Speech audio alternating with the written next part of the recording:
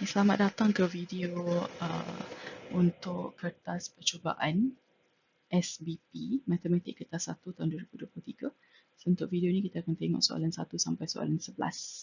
Right, so untuk soalan 1 kita ada 0.0897 bundarkan kepada betul dua angka bererti. So 0.0897 dua angka bererti. So ini angka bererti pertama, ini kedua.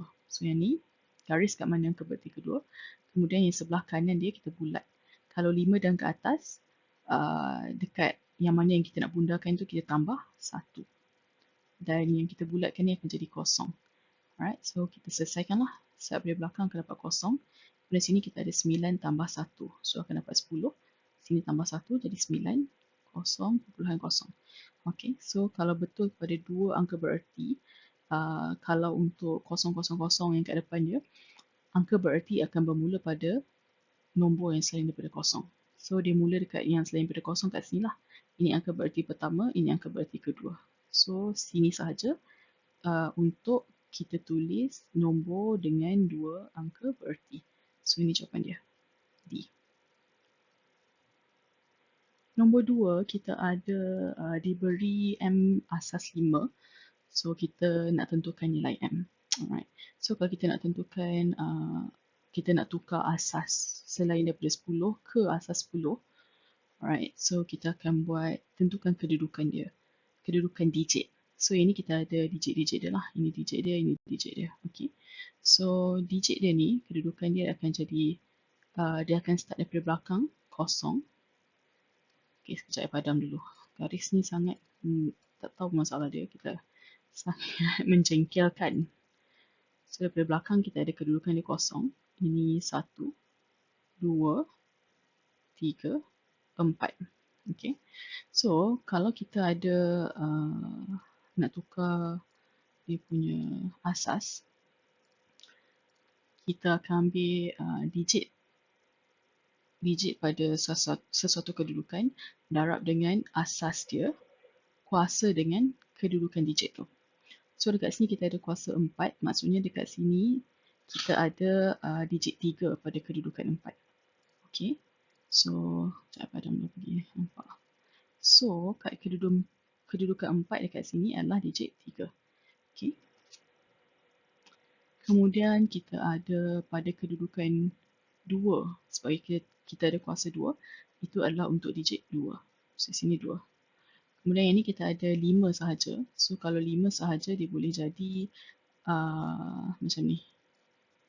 5 sahaja dia boleh jadi, digit ni kita tak tahu lagi. Okay, darab dengan 5 kuasa 1. So, pada kedudukan 1, digit yang mungkin, kalau 5 kuasa 1 dapat 5, 5 darab apa dapat 5 kat sini? 1 lah. Alright, so pada kedudukan 1, digit ni adalah digit 1. So, sama juga dengan sini, sini 4. Okay, kalau 4, kita darab dengan 5 kuasa kosong, so akan dapat 1. So 1 darab apa dapat 4? Darab 4 lah. So pada digit, untuk digit 4 pada kedudukan kosong, kita boleh letak dia dekat sini. Dan untuk kedudukan 3, kita tak ada digit. So safe to assume that ini adalah digit kosong. So jawapan dia kita dapat 30214. Asas 5. Okey. Kemudian nombor 3. Kita ada 20 pepejal logam berbentuk kubus. So, kubus macam ni lah. Ya. Semua sisi sama panjang. So, dia kata setiap sisi adalah 5 meter. Telah dileburkan untuk membentuk 400 buah pepejal sfera yang sama. Hitung isi padu setiap pepejal sfera. So, kita cari dulu volume untuk satu kubus. So, isi padu satu kubus ialah, okay, soalan dia nak dalam unit sentimeter kuasa 3. So mudahnya kalau kita tukar yang ni ke sentimeter dulu. So 5 meter tukar ke sentimeter, kita akan darab dengan 100. Kita akan dapat 500 sentimeter. Jadi isi padu untuk sebuah kubus sama dengan 500 darab 500 darab 500 lah. Iaitu 500 kuasa 3. Okay, so kalau tekan kalkulator, berapa you dapat? So tekan kalkulator 500 kuasa 3, kita akan dapat Okey, 125 juta kan, sentimeter kuasa 3. Okey, so ini adalah isi padu untuk satu kubus. Okey, ingat dia kata 20 kubus yang dileburkan. So yang jumlah yang ni kita darab dengan 20 untuk dapat jumlah semua isi padu. Kita tekan kalkulator, darab 20 kita akan dapat 2500,000 sentimeter kuasa 3. Okay. So ini sentimeter. Tak nampak pula sekejap. Okay, sentimeter. Okay, kemudian dah dapat yang ni. Jumlah semua yang ni akan dileburkan dan dibahagikan kepada 400 sfera. So bahagi dengan 400. Okay, you akan dapat berapa? 6250 sentimeter kuasa 3. So ini adalah isi padu satu sfera. Okay. Iaitu kalau buat dalam bentuk piawai, you akan dapat 6.25 kali. So tengok sini kan titik yang kita nak letak sini. Ubah titik kita akan dapat 1, 2, 3, 4, 5, 6. So kali 10 kuasa 6 sentimeter kuasa 3. Okay. So jawapan dia D lah. Nombor 4 kita ada 2 poligon sekata. Dan dia nak kita tentukan nilai X. Okay, so kita cari dulu nilai yang kita boleh cari. Kita ada satu yang EFGHKLMN ni. Kita tengok ada berapa N, ada berapa sisi. 1, 2, 3, 4, 5, 6, 7, 8, 9. So untuk warna merah kita ada N sama dengan 9. Kita cari dulu satu sisi sama dengan berapa dia punya sudut. Ingat kalau poligon sekata maksud dia sisi sama panjang dan sudut setiap yang sudut ni sama besar. So you ambil formula N tolak 2 darab 180 per N. So kita akan dapat 9 tolak 2 dapat 7 darab 180 per 9. Kan kalkulator you akan dapat 140. So setiap satu sudut untuk nonagon sekata ni adalah 140 darjah. So sini nonagon 140, sini pun 140. Okay. Dan sini 140. Okay, semua ni lah. Sini pun 140, ini pun 140. Okay. Semua ni yang warna merah ni. Alright. Ini pun. Okay, kemudian kita ambil pula yang pentagon sekata. So yang pentagon sekata ni kita buat warna hijau. So yang ni EFPQR. Sini EFPQR, kita cari dulu sudut setiap poligon, setiap pentagon sekata. So pentagon sekata sama dengan N sama 5 sebab ada 5 sisi. Sama juga guna formula yang atas ni. You ambil N tolak 2, so 5 tolak 2 akan dapat 3 darab 180 bahagi 5, kita akan dapat kalkulator 108 darjah. So sini dalam ni 108. Semua yang warna hijau adalah 108 darjah. Okay. So sini pun 108. Okay. So sekarang kalau kita perasan, okay, I tukar warna biru pula lah. Okay. Kalau kita nampak, sekarang kita dah ada sudut yang ni kita boleh cari. Yang ni kita boleh cari. Kemudian dah dapat yang dua ni, kita boleh cari nilai X. Okay, so kita cari yang dua sudut tu. Macam mana nak cari? So untuk yang sudut R. Sudut R ini adalah bulatan. Right, bulatan. So kita boleh cari sudut R sama dengan 360 tolak 108 tolak 65. Hai, sangat annoying. Sangat annoying. Okay, so kita akan dapat sudut R 360 tolak 108 tolak 65.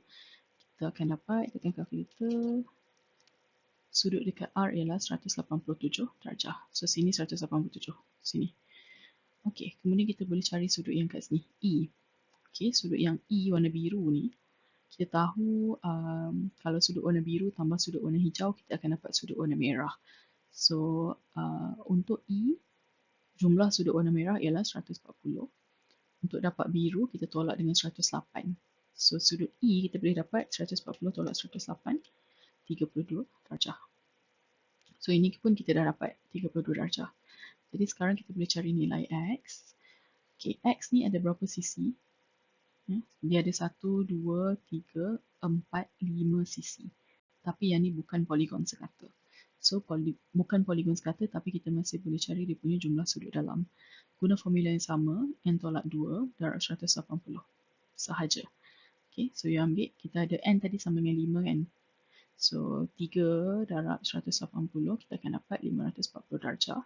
So, jumlah semua yang ni, tambah yang X, tambah yang R, tambah E biru, tambah N, semuanya ialah 540. So, kita boleh carilah nilai X sama dengan 540 tolak 140 tolak 140 tolak 32 tolak 187. So, tekan kalkulator, 540 tolak 2, 140 tolak 32 tolak 187, kita akan dapat 41 darjah. C. Rajah 5, rajah 2 soalan 5. Okay, menunjukkan pelan sebuah kolam berbentuk bulatan. Titik O merupakan pusat bulatan dan dinding lurus EFG menyentuh kolam itu pada titik F. So, titik F ni adalah sebuah tangent lah, tangent pada bulatan. Diberi bahawa sudut EFL ialah 78, okay, dan KLF ialah 63. Hitung nilai X. Okay, so kalau untuk tangent dalam bulatan macam ni, tengok, I tak tahu masalah dia. Anyone knows how to fix this masalah, please let me know. Bila I tulis sahaja, dia akan tiba-tiba jadi garis yang muncul tau. So, I tak tahu masalah dia. Macam ni okey lah. Okay, so, macam mana tengok tu. Alright, so katakan kita ada sebuah bulatan dengan tangent. Alright, dan kita ada segitiga kat dalam dia lah. Okay, so macam ni. Okay, segitiga ni cantik lah tak macam I lukis. So, kalau kita ada tangent pada bulatan kat sini dan segitiga kat dalam bulatan, sudut di luar ni akan sama dengan sudut segitiga yang bertentangan. Kalau sini luar A, dalam ni pun A yang bertentangan.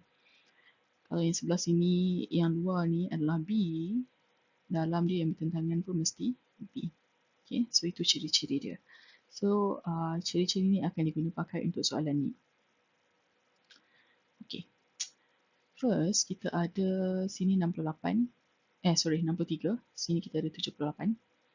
Alright, so kita tahu sini berdasarkan ciri-ciri yang tangent dan bulatan. Sini 78, jadi sini kita boleh dapat, tengok ni, 78 jugalah. Kan? Okay. Kemudian kita ada FLK. FLK merupakan sebuah segitiga. Jadi kita boleh cari sudut di sini. Okay.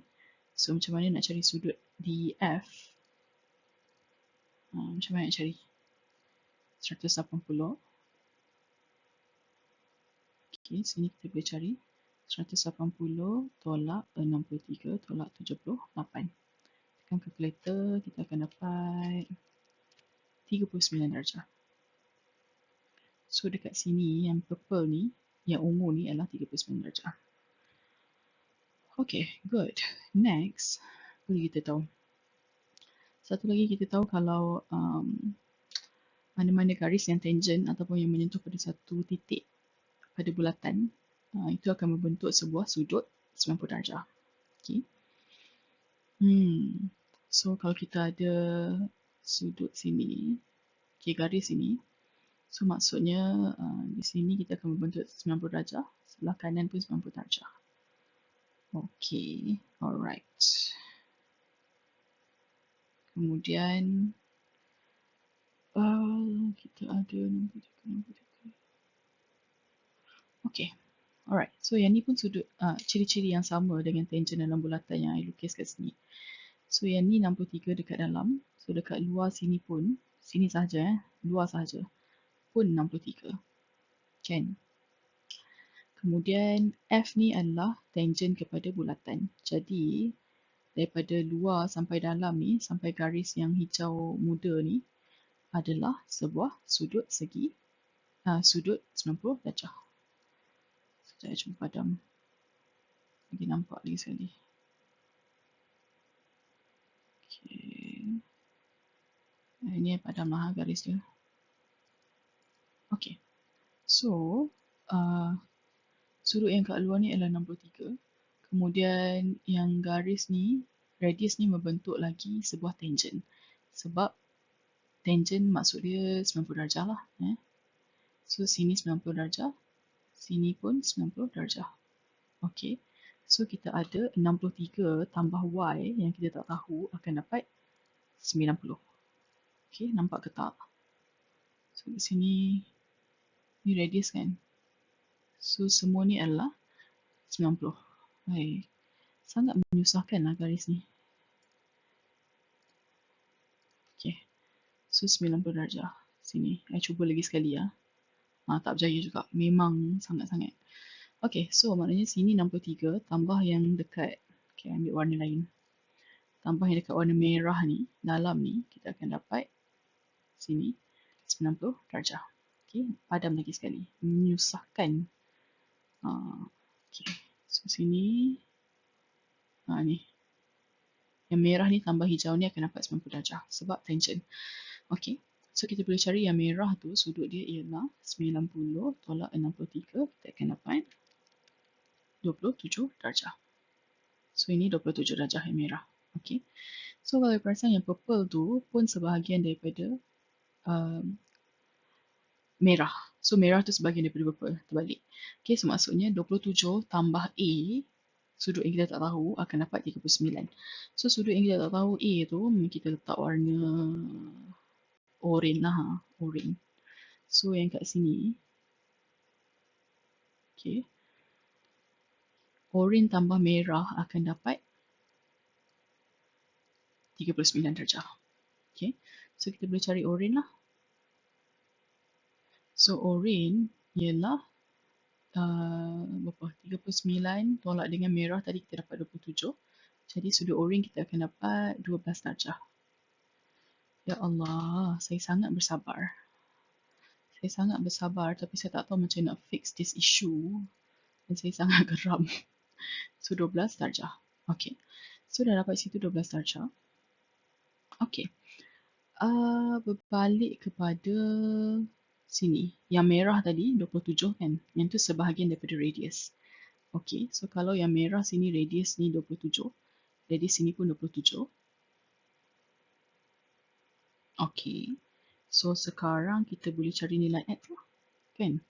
Okay, katakan kita nak cari nilai X yang warna hijau. So, sudut yang merah 27 darjah tambah sudut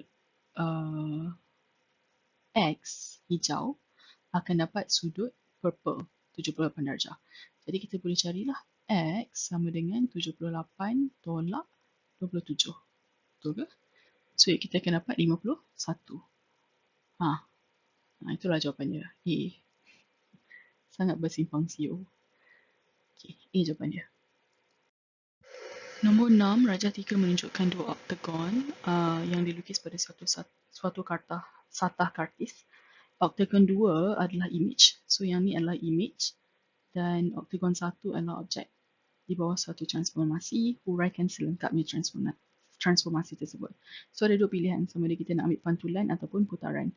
Okey, kita tengok dulu. Kalau pantulan, sepatutnya yang ni akan samalah dengan yang ni dan yang ni pun akan sama dekat sini. Tapi kalau kita tengok yang ni dah macam putaran lah. So, salah. Yang pantulan mesti salah. Jadi, pilihan kita sekarang adalah putaran. Dan pilihan yang kita ada adalah putaran 180 darjah sahaja. So, kita just kena tentukan dekat mana dia punya pusat. So, kita boleh tengok lah. Kalau kita ambil contohlah bucu yang sepadan. Sini dan sini. Kan? So, bucu yang sepadan. Kita tengok. 1, 2, 3, 4, 5, 6, 7, 8. Okay. Dia akan cantik kalau tak ada garis yang tiba-tiba muncul ni tak mengacau. Okay, so yang ni kita ada 8 unit. Okay, 8 unit. Sekejap Saya sangat bersabar sebenarnya. Ini sangat menguji kesabaran. Okay, so 8. So ini kita ada 8 unit. 1, 2, 3, 4, 5, 6, 7, 8 unit. 8 bahagi 4 kita akan dapat, ini is it 8? 1, 2, 3, 4, 5, 6, 7, 8. Itulah. 8 bahagi 4 kita akan, 8 bahagi 2. Okay, 8 bahagi 2 akan dapat 4 unit. So kalau 4 unit memang betul-betul kat tengah ni. Okay. So kita tahu dia tengah-tengah antara ni lah, ni bahagi. So kita boleh nampak dia punya putaran ialah pada 0, 0, pada asalan. Tu je lah, D. Nombor 7, kita ada dua sisi 4J dan K. Kita lukis pada suatu satah kartis. Sisi 4K ialah image. So ini adalah image dan J adalah objek. Okay, pada satu pembesaran, tentukan faktor skala. So faktor skala ni K.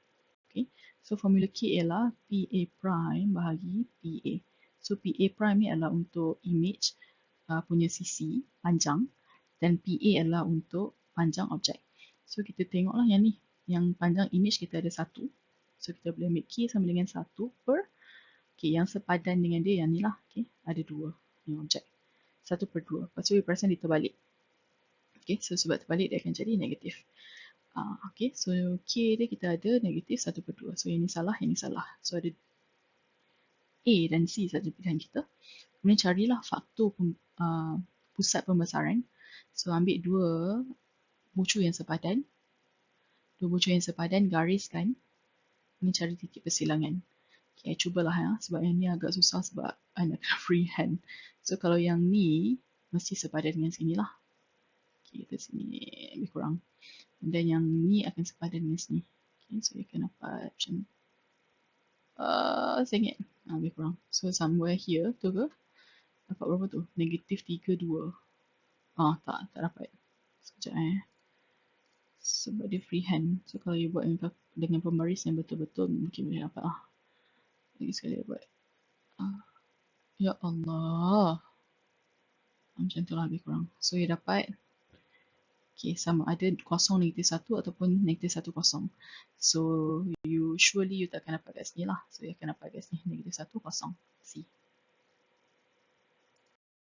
Nombor 8, rajah 5 menunjukkan suatu bentuk tesilasi. Tesilasi ni yang berulang kan. Yang terdiri daripada hexagon yang dihasilkan dengan transformasi isometri. Apakah transformasi yang terlibat dalam menghasilkan bentuk S ke R? Okay, S ke R. So kalau kita tengok, kita ada pilihan jawapan pantulan, translasi, semua di atas. Okay, so kalau kita ada pantulan, okay, pantulan ni sepatutnya yang ni, menyusahkan. Sangat-sangat annoying. Okay, kalau kita ada pantulan, katakan garis pantulan di sini. So yang ni akan sama, sini sepatutnya akan sama jugalah macam tu. Tapi sebab tak sama, jadi ini bukan pantulan. Jadi automatik semua di atas pun salah. Okay, so kita ada pilihan jawapan B dan C. Okay, sekejap padam dulu. Kemudian kita ada translasi dan putaran. So kalau putaran,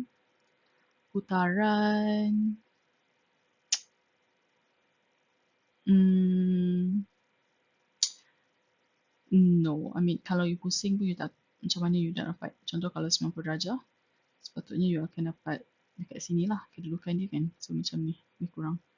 Macam tu. Okay, macam tu. Ataupun macam tu. Okay, so ini bukan putaran. Jadi yang mungkin adalah translasi. Sebab you boleh ubah dia, bergerakkan dia ke atas dan ke kanan ataupun ke kiri. So in this case, daripada S ke R, you akan gerakkan dia ke kiri, kemudian you akan gerakkan dia ke bawah. Ya Allah, garis ni sangat okay, daripada B. Alright, sabar. Okay, kemudian nombor 9, kita ada suatu graf fungsi kuadratik. Tentukan persamaan paksi simetri. So kita ada X sama dengan 5, X sama dengan negatif 3. Kita cari jarak antara 2. So 5 tolak negatif 3, kita akan dapat 8. Bagi 4, kita akan dapat 4. So ini adalah jarak antara keduanya. So 5 tolak dengan 4 unit, kita akan dapat sinilah. 5 tolak 4, kita akan dapat X sama dengan 1. So ini adalah garis simetri dia, B. Nombor 10, ringkaskan. Okey. So, kita ada M kuasa 2, N kuasa 4 per N kuasa -1. Semuanya dikuasakan dengan 1/2. Darab dengan M kuasa 5/2. Darab dengan N kuasa 1/2. So, kita buat yang dalam kurungan ni. Kita ada M kuasa 2. Kemudian yang kuasa 2 ni kita akan darabkan dengan kuasa 1/2. Okey. So, 1/2 darab dengan 2. 1/2 yang dekat luar darab dengan 2 dekat dalam kurungan, you akan dapat 1. So, kita akan dapat M kuasa 1. Kemudian N kuasa 4 darab dengan 1/2. So, 4 darab 1/2 kita akan dapat 2. Okay. Kemudian, darab dengan M kuasa 5/2 darab dengan N kuasa 1/2. Okay. So, bahagi dengan N kuasa negatif 1 darab 1/2. So, negatif 1 darab 1/2 you akan dapat negatif 1/2. Okay. Kemudian kita boleh ringkaskan lah. Okay.